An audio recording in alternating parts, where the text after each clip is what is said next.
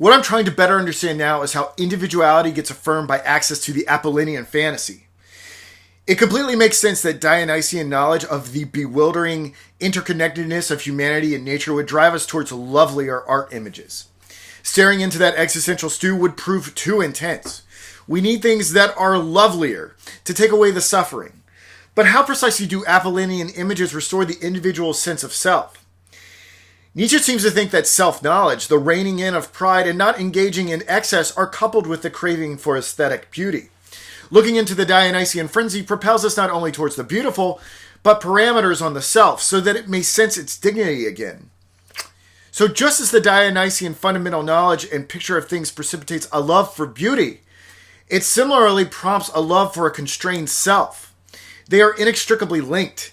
It should be noted that these desired for constraints upon the self are constructed and artificial in a sense for Nietzsche, so that when the Dionysian begins to speak its truth again, the individual can be seduced back somewhat easily into the Dionysian. It looks like the individual human, and by extension the art generated within the culture, is just a constant ping-pong match between these two art impulses. Stare too long into the abyss, one creates art images. Delude oneself long enough with those illusions, and one eventually slips away into the self-abnegation of the intoxicatingly Dionysian.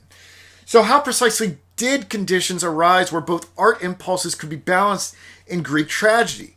What stopped the seemingly endless cycle? We no longer enjoy Greek tragedy as moderns. Are we now just caught up in this endless back and forth, or do we enjoy our own synthesis of the Apollonian and Dionysian somewhere? Why is it even important for there to be an art form with an equilibrium if we can so easily exchange our art impulses to get through life? Why not just oscillate forever?